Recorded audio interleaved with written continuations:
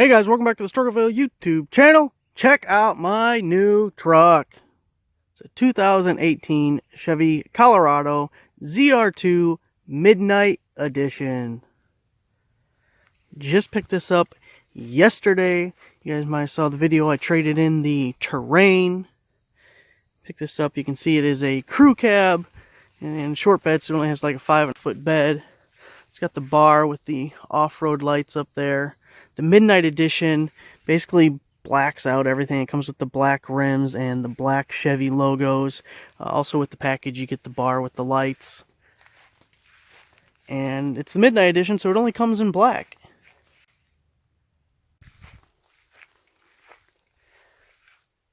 So I've been looking at these things for a little while, and I started out looking at F-150s and different trucks, and I just couldn't get excited about any of them. I thought, they look nice, but just nothing special. But I decided to go with this one because I just thought it's very unique and stands out. Monica and I were at Country Thunder last week, and everyone there has a truck, right? But I told her, all these trucks, they're basic bitches.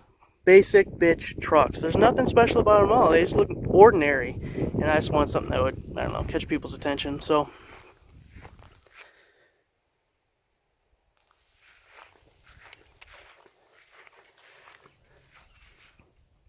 the MSRP on this truck was about $47,000. It's not what I paid for it, but that's what the MSRP is. It has the Midnight Edition. Let's see if you can see in here the suspension and stuff. The packages that it came with was the Midnight Edition, which adds like $3,400 to the price. And then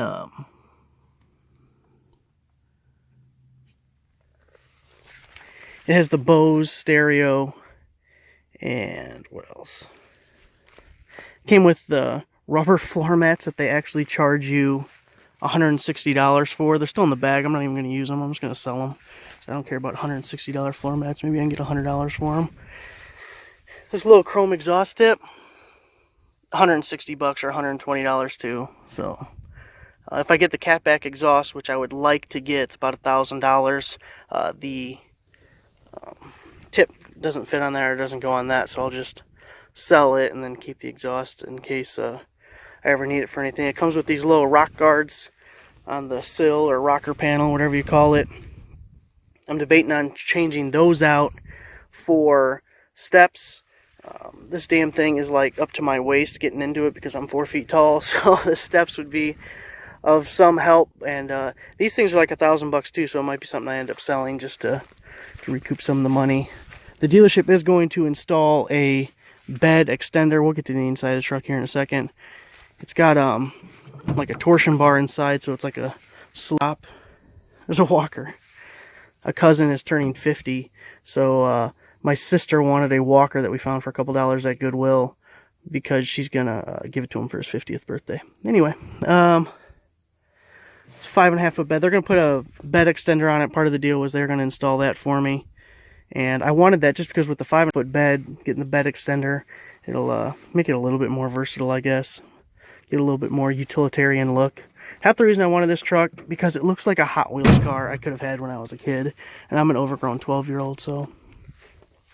We'll check out the lights at some point. They got little covers on them right now. But I'm sure no one really looked at this truck beforehand because the dealership had to ask 4 different people how to turn the lights on, and they ended up Googling it to figure it out. So you can see I'm already starting to load up my crap in there. The seats fold down. You have this little hook here,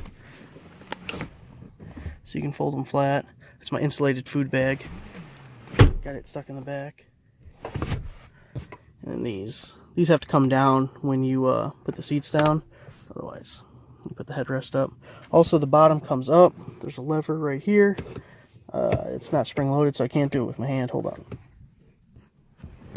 So you see it's 2/3 and 1/3. There's the original floor mats, and then I had a tire repair kit in my old car, so I thought, well, let's go ahead and put it in here. Let me just grab that lever again. Alright, let's check out some of the goodies that are on the inside. If I can get my ass in here. Oh! So you can see you got the steering wheel controls, cruise control over here, the, I guess, infotainment center. I don't know what they actually call it, all the stuff that controls up on the dash. We got, I don't know if you saw that, buttons behind on either side for the radio stations, and I forgot what the other one was. But it's got some really cool stuff. So let's turn it on. I've had this for less than 24 hours, so I do not know all the features. I'm sure there's tons of stuff that I'm missing.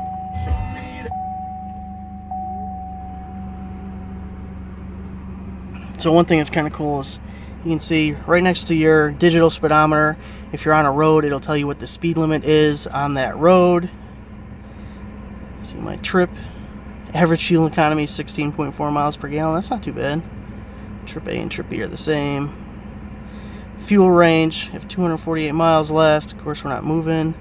Oil life, 87%. You got the tire pressure gauges. Whoops, went too far. Fuel economy, last 50 miles, 17.6. That's not dreadful. It's better than the Ranger I used to have. That was a V6.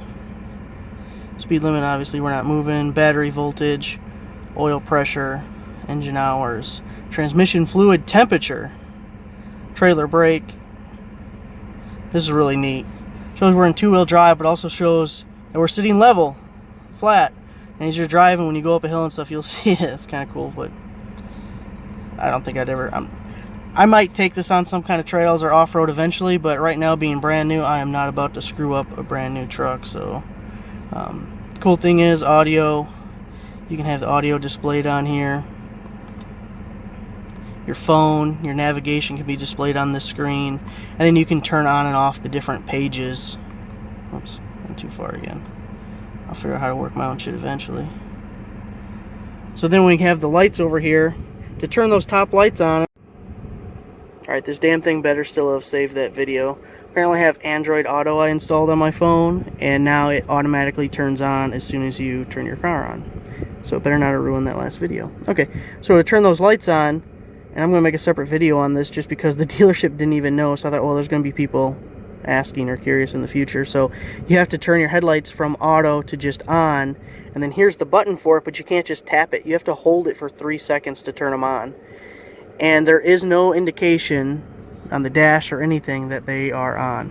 Pretty sure it was a dealer installed option, so it's not really incorporated very well with everything else. The heated seats, you can have the bottom and back both on, or just the back. You can turn off your traction control. You can turn on the locking differential, front or back, so that's really neat. And you have all the different infotainment stuff. So it's got the GPS, the same GPS that probably every GM vehicle has. So far I hate it. It's the first time I ever used it, but I definitely need to find out how do you update it and how can I customize things. Like if I'm just going for a 5-mile ride, I don't need them taking me on a tollway, so there has to be a way to avoid that. At least there is on my Android. And also it doesn't have businesses that opened like the last year, like the Harbor Freight that opened in Rockford isn't listed. Some other stores that have opened within the last year just don't even show up on it, so I need to get it updated. I got the backup camera. And the cool thing is, when you were driving down the road, you can still turn it on. In my terrain, it automatically came on in reverse, but you couldn't turn it on yourself. So you can drive down the road. It has a 10-second countdown timer, but you can see behind you. It's kind of nice. You can see if you know, if you have a trailer or something. Make sure everything looks right back there. Got some lights up here. Place to put your sunglasses. Center console. Not a ton of storage.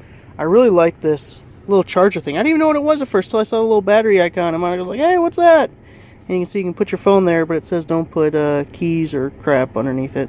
Anyways, you just lay it there and it automatically, it's a wireless charging thing. This light will turn green. Sometimes the light turns like a yellowish orange, and I gotta look in the owner's manual if that means it's not charging at all because it's not getting connection, or sometimes it may just be a slow charge. I'm not sure. My Samsung Galaxy S8 just barely fits in this thing. I mean, it's the exact size, so if your phone was any bigger than that, it's not going to fit. Monica's phone is in a case, and it turns yellow every time she puts it in there, so it doesn't work real well for that. So anyways, guys, that's my new truck. We'll do more videos on it. I gotta get my money's worth out of this thing, so you're going to see it in a lot of videos. We're going to open up some, or we're going to add some accessories to it, and we'll do videos on that. And we're just going to play around and have some fun with it. Maybe eventually I'll be climbing stuff. I'll show you the engine compartment real quick before we get out of here. Hey, babe. Oh! I'm gonna rip the seats just getting out of it.